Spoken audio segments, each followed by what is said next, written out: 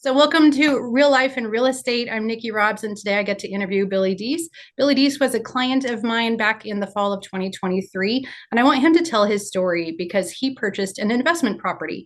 And while I do work with a lot of residential purchases, sometimes these investment purchases make more sense than residential. So, welcome, Billy. I would love for you to tell your story. Would you tell us a little bit about what problem this investment property was solving for you? What was the biggest pain point that made you consider, I'm going to buy a condo in Seattle? Yeah, sure. So I mean, the real reason was to keep my son from being homeless. Uh, um, I've got two adult children. I mean, three children, two are adults, basically. So one had just graduated from UW last year. He and my other son, who had transferred from Western down to UW for the year, were tentatively planning on getting an apartment together. My older son had intended to get a job in Seattle, and then they were going to live together. And that was kind of the plan that my middle son was working off of. Um, my older son seemed to think that it was more like a, hey, if things kind of work out, we can do this. So they didn't really communicate with each other very well on that. And then, so my older son, after he graduated, did like a backpacking trip to Europe. And so he was kind of more focused on all that. And my middle son was like, I need a place to live. And so they didn't really talk a whole lot about it. And then by the time my older son was like, well, I don't have a job in Seattle. I haven't really been looking for jobs at all because I've been in Europe. I'm just going to go back and move in with mom while I figure my life out. Which, great. I understand that. I respect that, great, except for it was too late for my middle son. So he had missed all of the deadlines for student housing. Mm. Uh, and there was a wait list of like 1,500 people Oh, for student housing. So he was already accepted, and some of the, I guess, advice that he'd gotten was, well, just move back to Spokane, go to Eastern. And he was like, I don't want to do that. Like, I want to go to UW. Like, so then it began. And so it was like, well, I don't want you to be homeless. There's no way to get student housing. We'll go over one weekend, see if we can find an apartment, something like that. And we went over, and all the apartments that he could afford, or that even we could really afford together, that I felt comfortable with him living in. Like, some of them we went to, and God bless the students that do live there, great.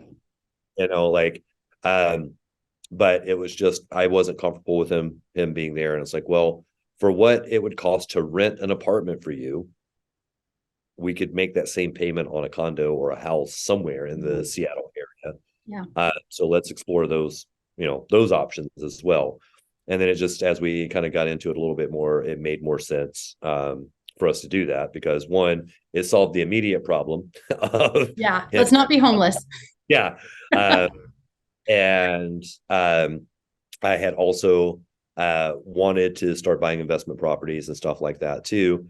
And just the story of my life, like, the universe just has this funny way of me saying I want to do something, planning on doing something, Yeah. and then the universe is just like, you're doing, like, just shoving me into. It did, Uh, didn't it? what's that?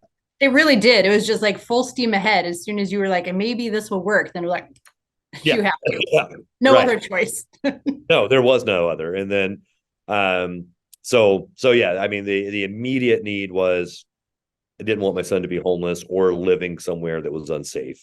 Mhm. Uh, and then it just seemed to make more sense to do it that way, and buy something, and then kind of figure it out. Like, I just, so everyone knows, I am making him pay rent. And he's not getting a free place to live. Um, Honestly, though, like, his rent doesn't cover the entire payment, but Yeah. that's kind of, beside the point. It's an investment for me too. So, Right. um, And it's sort of a gesture on their part. It's like it stimulates some gratitude when they have to pay anything. So right. like, okay, yeah, you have a place to live and it's costing you something. That's important. Yeah, for sure. And I mean, it's a fair amount of money too. You know what I mean? It's not Yeah. like a $200 a month. Yeah. But, uh, and so far he's done really well and paid me. Yay. Yeah. One Uh, quarter down. right, exactly. Um, but yeah, no, it was definitely a process, and I appreciate your professionalism, your patience, because I know that there was a lot, and being an agent myself too, it was kind of interesting being on the other side. Mhm. Like one of the when almost every time I think about that condo, and it may have just been a passing like thing for you, and you may not even remember it, but it stuck with me. Is I did the exact same thing that clients do to me, and I did it too. And I was like, well, they must not be serious about selling if they won't take my offer. And you just like, no, they're serious. It's just that you're on a time crunch and they're not. And Yeah. I was like, ah, good job. And you're right, Um, and so yeah, it was kind of interesting, but also too, just as a side note on that too, I actually used our interaction in one of our trainings the other day, in that, Oh, like our license covers us to be able to buy and sell anywhere in the state. yeah.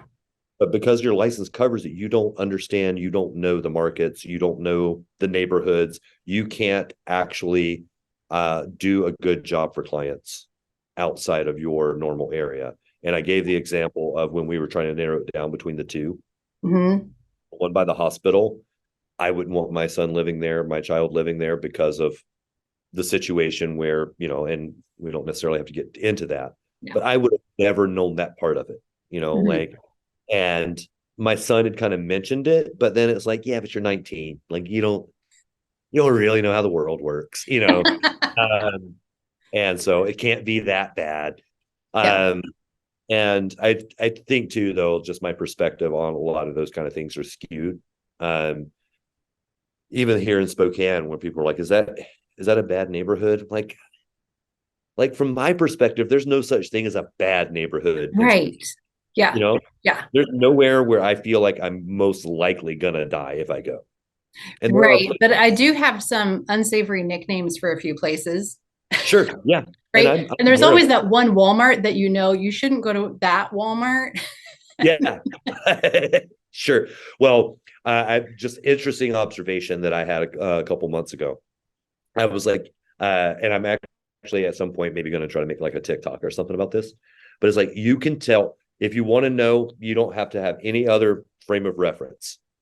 Just go to a McDonald's in the Hmm. neighborhood thinking about buying. If they have the condiments out where you can freely grab them yourself, you're in a good neighborhood. If they have them behind the counter and you have to ask for it, you're in a bad neighborhood. And Oh. uh, and if you need to verify, go to the bathroom. And if they have the blue lights where you can't find a vein, Mm. you're in a bad, like that's your Yeah. backup plan. But Yeah. really, it's the ketchup test, is what I call it. Well, you Uh, should put that in your materials of like tips on how to find a good neighborhood. right? Yeah. Um. So, anyhow, yeah. But knowing too that Seattle has different issues and different problems than Spokane, or the just how bad they are, Oh. like, um, And and yet, for so some people, getting into maybe a neighborhood that isn't my favorite place, and maybe I wouldn't go to that Walmart, for them, that's a step up. And yeah, they're more safe in that neighborhood than the one that they left. Like, there's right, no such thing as a bad neighborhood. It's all about perspective. This might be a huge step up for you, and you'll be more safe here. yeah. I don't know. Yeah, well, it's like, if you brought someone from, say, like whatever it is, like the South Side, I think it is, of Chicago, Yeah. to Oh, yeah. Spokane or Seattle, Oh, you'll be they would fine. laugh in your face if you Yeah. called it a any of them. Yeah.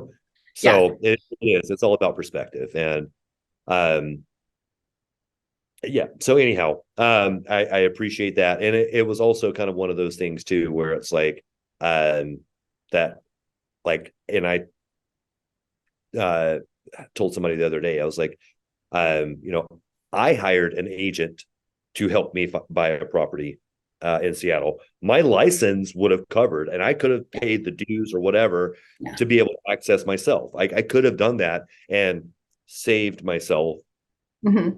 some money, Yeah. but um, but it didn't make any sense. And for the amount of money I could have saved, it wasn't worth it, and Yeah. because I don't know the neighborhoods and I don't know the upside potential and, all of those kind of things, or even how to like compare, or, like pull comps where, because like when I bought it, the whole premise was one that was big enough that I could legally add a bedroom to add more, Mhm. upside potential to it and remodel it. And I would have never been able to do any of that on my own. I would have known if this is a good comp, if this is a comparable neighborhood, if this is a Right. comparable area of town. Comparable neighborhoods are they're like intuition, aren't they? Yeah, they really are. Yeah, Yeah. yeah. And then And I, adding, you wanted your child to be on public transportation. So yep, adding that other layer of complexity to the search was like, oh, well, okay, well, here's where the lines go. Here's how far they don't go. Here's how long it takes. And it was just, no one ever asks me to do that. You're the first one. sure. Yeah. No, I can imagine, and like even if someone were to ask me to put, like do that, and obviously Spokane's, public transit is not nearly as good as Seattle's, but if someone were to ask me or tell me that they needed something that was near a bus stop, and like that would add such another layer of complexity to it that Mhm. like it would be tough, to do. Yeah. So I But better appreciate you that. than me. I couldn't do that. Like figuring out Spokane's public transit. Nope. Don't Yeah. know. There's Yeah. probably one at the mall. There's one downtown. There's probably one at the other mall. That's all I Yeah. got. Right. Yeah.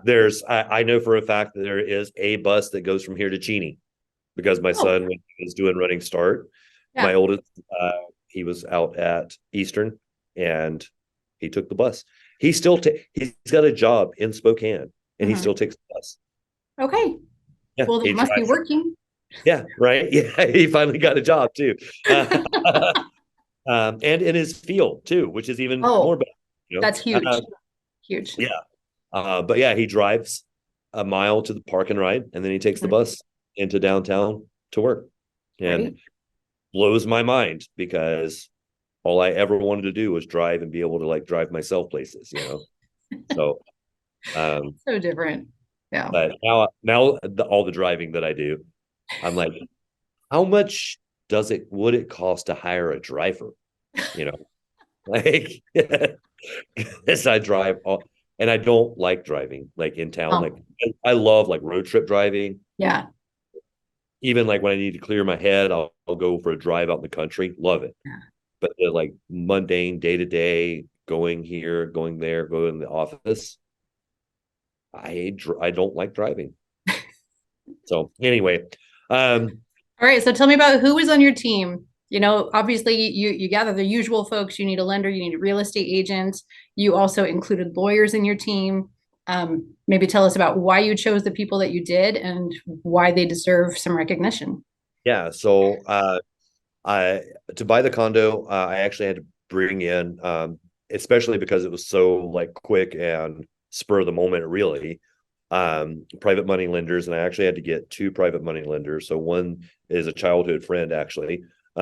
Technically, my best friend from since third grade. It was his brother, um, and then who's done really well for himself as a chicken farmer, like Hey, well for himself as a right. chicken, and he's Yeah. done other stuff, but and then a really good client of mine on the property management side, he buys and sells a lot of properties.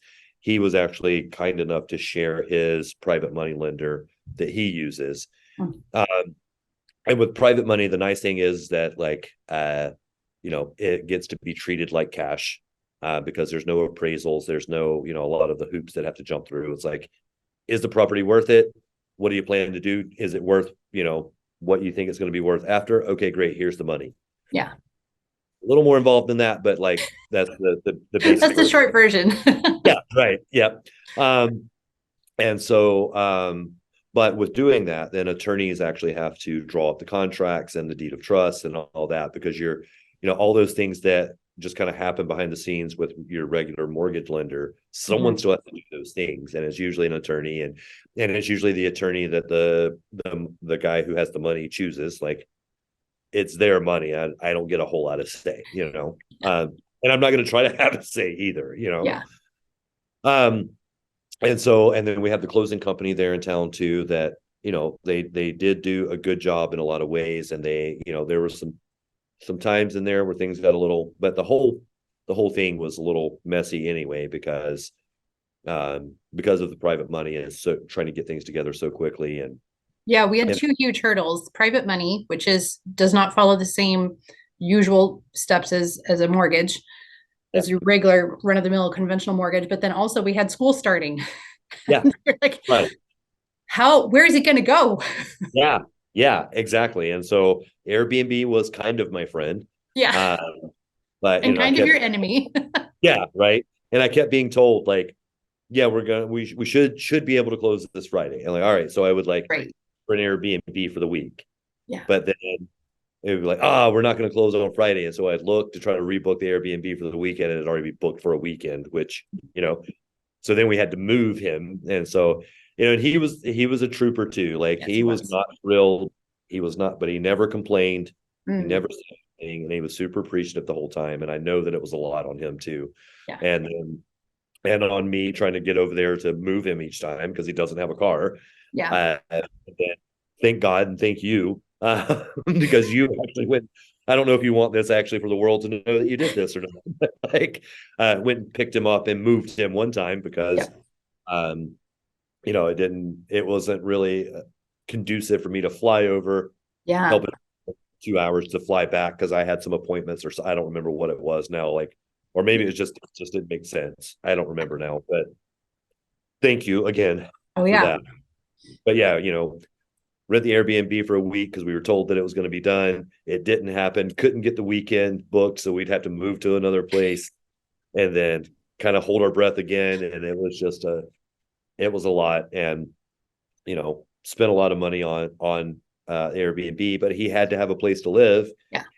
And then I still had to try to find Airbnbs that were at least halfway close to campus, which Yeah. made it Not more down in difficult. Puyallup. I mean, I was thinking, well, he can crash on my couch. Wait a second. He can't because he can't get back to UW. It'd take 2.5 hours. Right. Yeah. It's like, I'm cool and all, but I am not taking his ass to class every day. 2.5 hours. Yeah.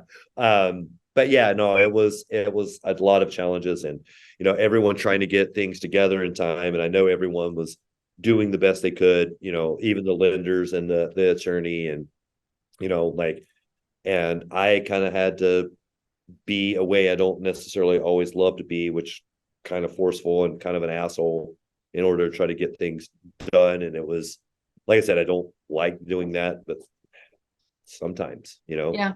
Sometimes and, it calls for it. and I'm Most sure, times.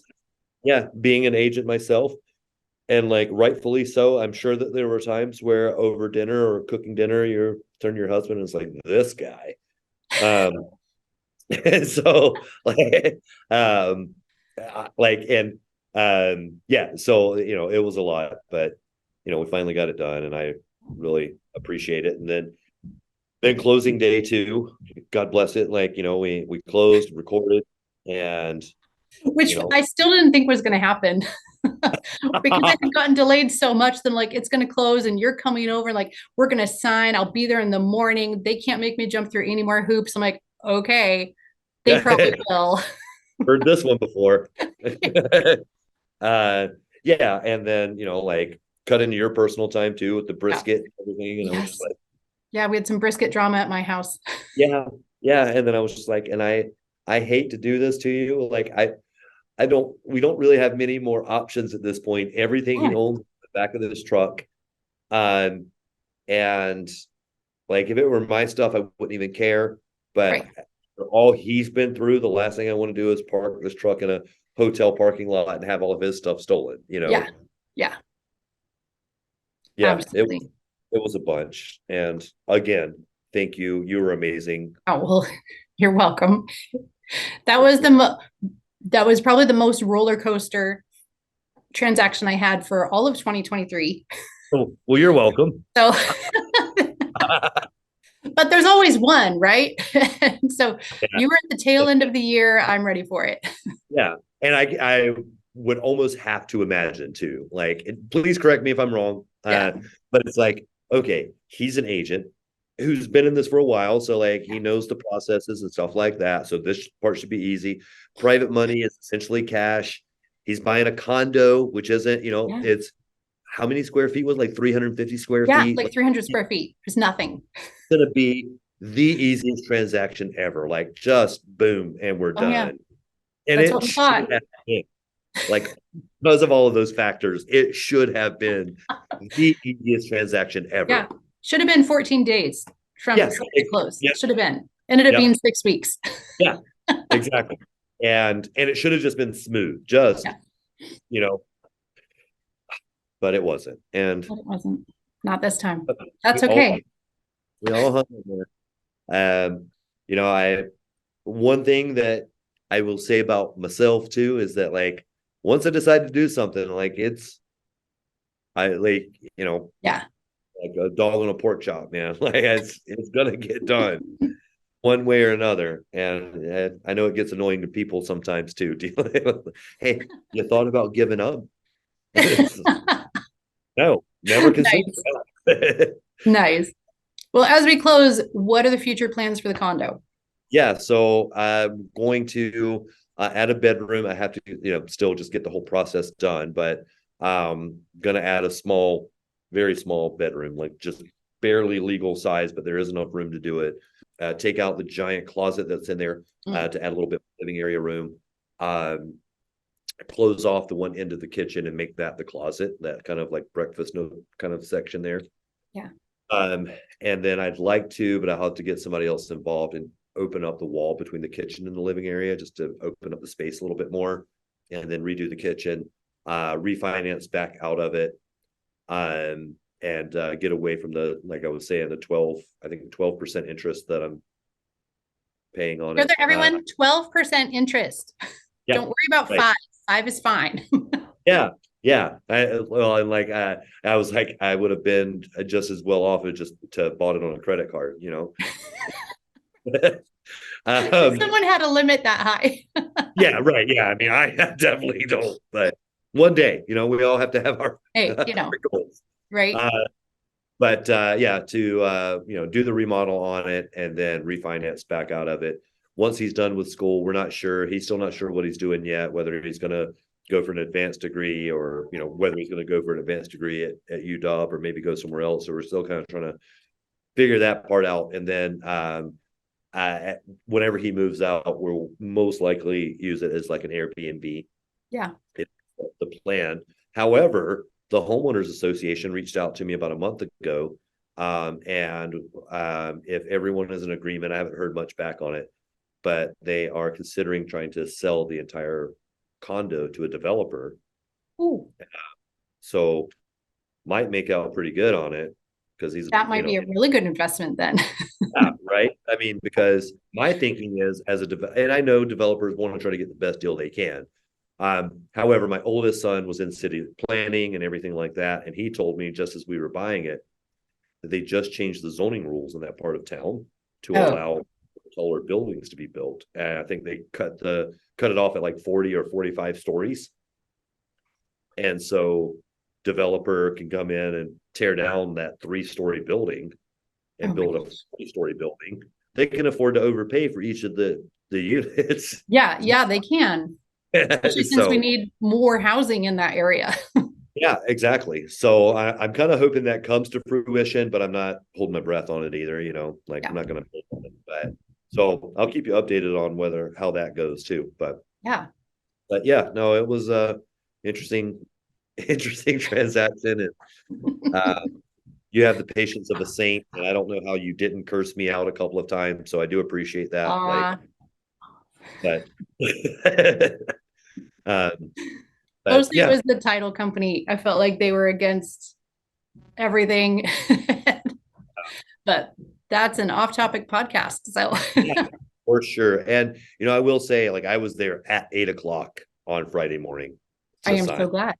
Yeah, and they were kind of ready, sort of. There were some things that we still had when I got there, and she was like, "You're gonna have to come back," and I was like, "That is not an option." Right? I'm going to sit here and watch you do your work. Yeah, we're gonna figure this out now. Because I had to like take an Uber Yeah. all the way up to the closing company. I don't even remember where it was now. It was like another town over or something. Yeah. And then rent a rental truck in that same, like walk from the closing company to the rental truck place, pick up the rental truck, go move, pack all his stuff up from his Airbnb and then from his storage unit that I'd been Yeah. paying. Because you had both. Yeah, it was Yep. it was fun. It was That was great. awesome. Well, thank you so much for recapping your story today. That was really fun to revisit. It was Yeah. really fun with some time and being able to laugh about all these things now. Right. Yeah, it's good that you don't want to strangle me now. So it's Yes. Yep. Don't. Yeah. You can buy over here anytime. I'll help you again. all right. All right. Well, thanks again for everything, Nikki. It was actually kind of fun, yeah, to Yeah. get on and talk to you about it and recap it a little bit. So Awesome. cool. Well, thank you for being here. Have a great day. Yeah, you too. Thanks. You bet. Bye.